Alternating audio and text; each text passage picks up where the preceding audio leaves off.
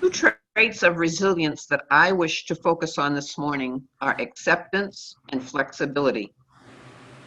During this time of coping with COVID-19, which has tragically spread throughout the world, I look to the serenity prayer. God, grant me the serenity to accept the things I cannot change, courage to change the things I can, wisdom to know the difference. I must accept the fact of necessary lockdown and mask wearing, hand washing, and social distancing. God has enabled me to accept these realities and to be at peace with my circumstances. Zoom meetings have made it possible to stay connected with church. I gain strength from those people God has placed in my life. Each has a role to play. They pray with me and for me, help me cope, me new ways of acceptance. This makes my acceptance of the situation bearable. Ecclesiastes 3, verses 1 and 10 through 13 tell us, everything that happens in this world happens at the time God chooses. I know the heavy burdens that God has laid on us. He has set the right time for everything. He has given us a desire to know the future, but never gives us the satisfaction of fully understanding what He does. So I realize that all we can do is be happy and do the best we can while we are still alive. All of us should eat and drink and enjoy what we have worked for. It is God's gift. God has placed a lot on our plates. We need to be open and flexible, able to adjust to all the difficulties, and not let our current situation overwhelm us. God is ever present. He will not abandon us. Finding new ways to go forward is important. We will not be able to do things as we have in the past. We must be flexible, finding new and exciting ways to worship. I don't know what that will look like, but when we return to our sanctuaries, we must be open, flexible, letting God lead us. Thank you. Carol. So, when the pandemic began, even though I had followed it in the news, it was still kind of sudden, and we found ourselves with 4 people and 3 cats in one house. And we ran out of space quickly for times that would you could think your own thoughts and sort of be alone. But, like I kept going because I felt that I could make everything okay for everyone in the house until one day I couldn't make it okay for myself in the house. And so I think I mumbled something to Keith like, I'm going for a drive. I went for a drive just to listen to music. I drove the abandoned streets of Route 12 and 20, ended up near the Connecticut border, crying in a Family Dollar parking lot that was abandoned. But through that time, I thought like, I can't do this anymore. I can't do whatever this stuffing of feelings is. So, on the way back, and it took me a little longer to get back because I have a really bad sense of direction, even with a GPS, and I had just kind of driven at random. I thought about like what I can do to make things better. And one of those things was to kind of expand our outside stuff. So, as the weather got better, maybe start doing some yard work and things like that. My parents will vouch for me that I do not like dirt. Even as I think a young child, I did not play in the dirt. I didn't, I just wasn't, that person. But I kind of thought that I could take on like, the family would help me with stuff and I would probably have more of a distant role sort of doing this stuff, but it would give us a nice place to be outside. And so, I started with some many trips to Home Depot and some things things like that. And spoiler alert, I did end up in the dirt. Sometimes, if I send my mother pictures, she thinks that someone has stolen my phone. And at the beginning of the pandemic, I saw these videos from China that was like how people were trying to survive their quarantine, their isolation, and it was exercising and, you know, doing this. And I thought to myself, like, seriously, like, what? I'm going to watch Netflix. Like, I'm going to, like, I don't think this is such a big burden to be, you know, have to be in your house. And to give you a frame of reference, 14 years ago, this past week, my youngest child died not long after he was born. And through the past 14 years, I think I've always compared every single thing that happens in life to that. So everything is not that bad, you know, and I haven't allowed myself to feel like those small things. So when I look at someone quarantined in their house, I thought, it's not that bad. Like, there's worse things. The problem with being that way is that you don't have any room for the Holy Spirit when you're like, come at me, bro. Like, because you think like, I've already done, like, I've already survived the worst. Like, you can't, what are you going to do? And so I found myself like in this time, last summer, I had a completely horrible summer. So much to the fact that I couldn't, you know, even call the doctor for help. You know, Keith had to help me with that. But this summer, I found myself outside in the yard, in the dirt, actually digging with my hands. I'm a little disappointed that garden gloves do not keep the dirt off of your hands. I think there's a fundamental design flaw there. But what I found when I was outside is that when I was physically busy, so when I was shaking the dirt from the rocks and putting them aside, I couldn't really think of anything else, like when you're hauling stones. And so there's this kind of verse, and it's from Psalm 46, and it says, be still and know that I am God. And I've kind of always struggled with that because I don't do still very well. Even when I'm supposed to be still, I'm probably busy doing something. But what I found this summer was in the yard, in the dirt, that my mind was still. And when my mind was still, I was able to just have these conversations that weren't even conversations with God. They were just me. They were just like this prayer that couldn't even be spoken. And I actually had an easier time this summer. Summers are typically hard for me. And I don't think it struck me until recently why it was that I had an easier time. And I think it's just because I was still.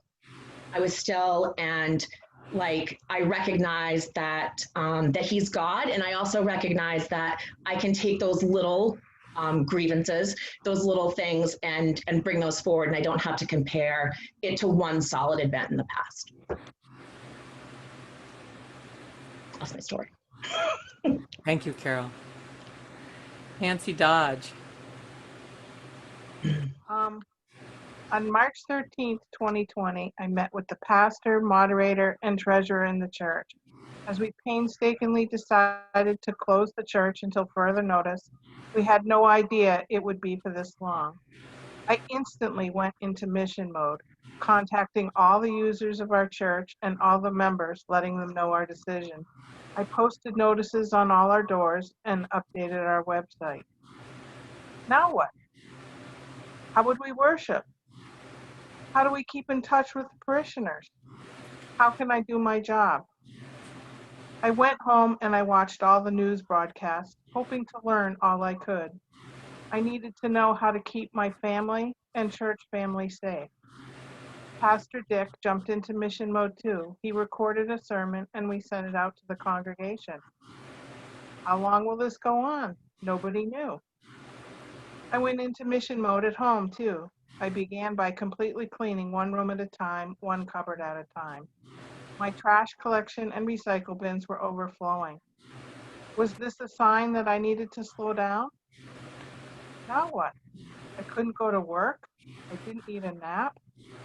How many of you have been feeling this way during the pandemic? This whole situation has a lot of us feeling like we're in the movie Groundhog Day, or not knowing where we are, like in the movie, if it's Tuesday, this must be Belgium. Then I began to not sleep well. I couldn't concentrate on a TV show or a movie. I didn't have enough brain power to purge my basement. But I had all this energy. What do I do with it? I felt like the Israelites wandering through the desert. I couldn't comprehend this weird feeling I'd never felt before. Then one day I was watching something on TV that talked about people being in an overload fog, and I thought, that's me. I realized I was feeling not some sort of mental breakdown, but an actual state of being. So I kept the TV off and tried connecting with people. It made a huge difference. I felt that God was trying to tell me to slow down and concentrate on what was really important, my family, my church family, and friends. Sometimes we don't slow down enough to really hear what God is trying to tell us. We've all done it, haven't we? Pastor Dick began doing live Zoom worship and eventually a Tuesday evening Zoom conversation and prayer. I participated in the Thursday gatherings with Pastor Nancy, and I began to notice how much better I felt after these Zoom gatherings. This brought to mind the verse from the Bible, 1 Peter chapter 5, 6 to 7.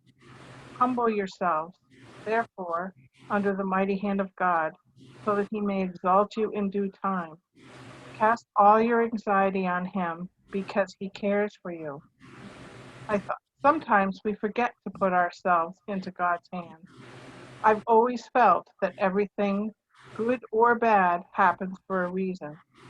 Look back in history, and yes, the Bible is an historical document, and from all of the horrible things that have happened, something good has come, reminding us that God is with us. So what good has come out of this pandemic for you? I learned that God was right. Connecting with people is way more important than my dust bunny. Amen. Thank you, Nancy. Michael Greenwood. Michael is new to our congregation this month, but volunteered to share testimony.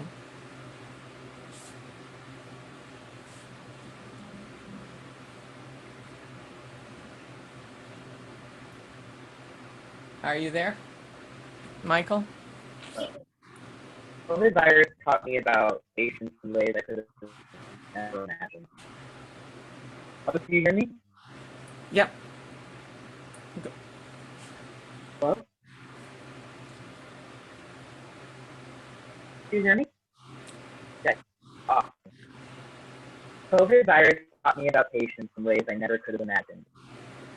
I appreciate the time I spent alone more due to quarantine. Leaving work in March, I quarantined for 2 months.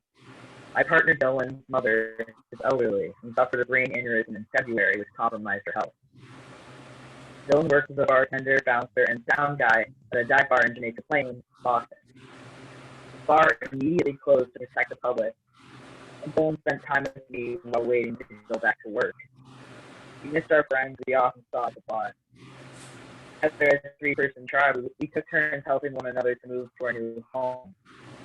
Bill and I are working to move to a new apartment, and his mom is moving to a condo in New Hampshire. Both moves overwhelmed us, and we learned to balance work and rest as difficulties arose.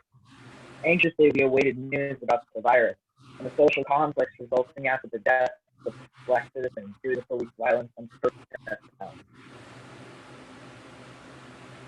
Paul explains in the book of Romans, love must be sincere. Hate what is evil, cling to what is good. Be devoted to one another in love. Honor one another above yourself. Romans 12:6. He guides us to come clean about our loving actions. How do we maintain empathy when evil exists in the world in so many uncontrollable forms, we wonder? I have grown during this time of uncontrollable change. The ego in me that craves predictability in order to trust the world needed to take a backseat to my. I had to practice mindful listening to avoid upsetting others in regards to how I spoke about the pandemic guidelines and the divide socially in our American culture. At first, I saw myself loving conditionally, but a part of me that wanted to be a leader knew if I agitated others, I would lead vulnerable people to doubt themselves and push them away from me. I had to be more loving to my unloved parts of myself. In order to comfort myself and others, I actively clung to what was good in my life. That love is in all. When we are authentically loving like God teaches us, we recognize our mortality not as a weakness, but as a stepping stone to growth.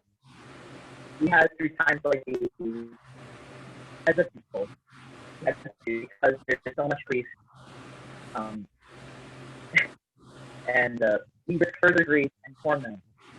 I felt I grew closer to my loved ones, being unable to see them as often. But more importantly, I grew as a man watching how I approached my community to come from a place of divine compassion and the perception to lessen the feelings of being threatened.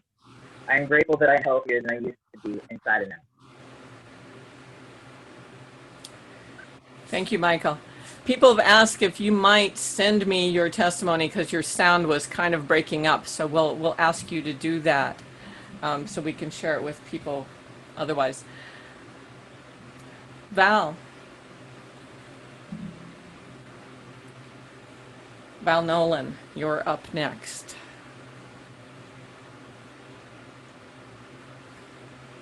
This is the day the Lord has made. Let us rejoice and be glad in it. Resilience. I went to Wikipedia looking up the definition. Its definition for me has the ability to recover readily from adversity. Adversity. I thought, well, looking back, I realized that I've been resilient as long as I can remember. From the day I was born, as a little child, Mom would say, be careful and stay out of harm's way. Be careful and stay out of harm's way. As a child, and the spirit that I had, we just said, all right, Mom, okay, whatever. As I've grown as a business professional, going from Ohio to Alabama, a big ouch, back to Ohio, Catholic school, and to Europe, I understood what she was saying. In that time, stories, I have many, many stories. One day we will continue to talk about that. But the impact of what's happening currently has been happening since the beginning. I know that racism is real. I know that we are global. I know that climate change is real. And I put together a whole list of what I know as we move forward in the times of uncertainty. Sad but true. But think about it and start to make a list of the things that you know versus the world that we are living in right now. Adversity took me to Psalm 31, verses 1 through 5. O you, O Lord, I seek refuge. Do not let me ever be put to shame. In your righteousness, deliver me. Incline your ear to me. Rescue me speedily. Be a rock of refuge for me, a strong fortress to save me. You are indeed a rock and a fortress. For your name's sake, lead me and guide me. Take me out of the net that is hidden for me, for you are my refuge. Into your hand I commit my faith. You have redeemed me, O Lord, faithful God. In that note, I see from day to day, Black Lives Matter, Black Lives Matter. It concerns me a lot because for me, all lives matter. That includes Black life. I go back to Martin Luther King saying, where our church so generously came up the sign, injustice anywhere is a threat to justice everywhere. I know for many, many years that there are good people and there are bad people. There are good police and there are bad police. But I also know that it goes further. than the screaming and the noise. And let's get down to business. Back to Martin Luther King, his message, and let's get something done at a level. Politics is not a game for me. A politician said to me once, "Well, young lady, politics has nothing to do with the truth." Well, then let's just get to the truth and make changes. I'm on Capitol Hill. I'm a kid. I have to listen to this. I said, okay, I'm going to write that down. And now that I'm an adult, there's actions that we can take. And our actions, write what you believe, really make a list of the things that bother you, put them down on a paper, look at it, read it, and day by day, rip it apart. Because the things that bother us will be the things that will bog us down. I raced cars before. If you ramp up too much before you take off, then you run out of what we call RPMs before the race is over. So this is what I do. I pray, I meditate daily. I would love to say I sleep well, but that would not be a truth. I said, well, if I can't sleep, I can rest. I text. I even have gone back to writing letters. I call my congregation for the people that are living alone, because if I lived alone, I would want someone to call and be in touch and contact with me to say, how are you doing? And that makes me a great listener. And that's what God wants us to do, to listen to his voice. We know that God is God. God is love. God is our protector. God is our guide. And if we can take those words, sad as we may be, grieved as we are, and know that there are things that we can do ourselves on an individual level, one, for self-care, and then two, we are adults and everything belongs to us. All lives matter. We move forward on that journey. Do not be discouraged. Have faith and peace. Thank you, Val. Lyle Webster. Good morning, Littleton and West Acton Baptist Church friends. For those of you who may know me a little bit less, my ever so great grandfather, Calvin Blanchard, founded Littleton First Baptist Church with a bunch of friends in 1822. And then some years later, when that iron horse rolled through and created a whistle stop at West Acton, helped to found West Acton Baptist Church in 1846. I feel like I belong. I feel like I have a sense of legacy, and that gives me some strong grounding to do what I do. But to those who've been given much, much is expected. So it's up to me to bloom where I'm planted. So then comes what I do with my days. I am so blessed to have Littleton First Baptist as a source for my avocation, for my ministry and my mission work, and I've always been grateful for that. For my daily walk, I have pursued architecture, and for the last 5 years, solar power. So I help folks pay less for power in their home. It's something that I'm very happy to do, and I see myself as a clean energy consultant helping to make the world a healthier place. But it's not Earth Day. We're talking about fear and resilience. So what does that mean for my work and what my message is that I might have something to share with you? So my verse, Psalms are strong today. This is on my desk. It is God who arms me with strength and makes my way perfect. I have to pray for perfect direction each day because my work is door knocking and on rainy days, cold calling. I'm sure this would strike fear in most of you, if not all of you, but that's what I get to do. Most of the time, I have the courage and strength to get there, but some of the time I need a little bit more. Only twice in 5 years have I been physically affronted.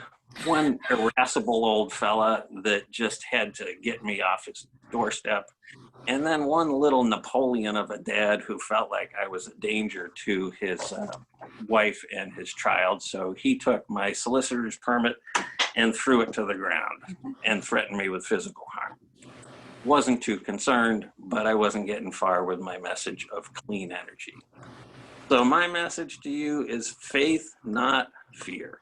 Trust your God-given gifts, have the strength to act upon them, and know that although you might go through a whole bunch of conversations where nobody's interested in hearing what you have to say, occasionally someone will come along and you get to bring your gift to the world to make it a cleaner, greener place and bring your mission to the world. Thank you. Thank you, Lyle. I have solar panels on my roof now because of Lyle, just saying. Linda O'Neill. Hi, everybody. I'm not gonna follow my script. I think everybody who's spoken before me has said pretty much what I feel in my heart. I'm interested in, especially in what Lyle had to say. Thank you to his great-grandfather for starting West Acton Baptist Church. We feel a special connection to you because of that. West Acton Baptist Church has been my life. My whole life has been my church. So I am grateful for that connection. I'm grateful for that church. We work very hard to keep it going, even in these difficult times. Thank you to the family at Littleton Baptist who have been here all along to help us through this difficult time. Thank you to everybody. Hang in there. I'm sure we will get through it. No one's alone because of our church families. And thank you, everybody, and God bless everybody. Thank you.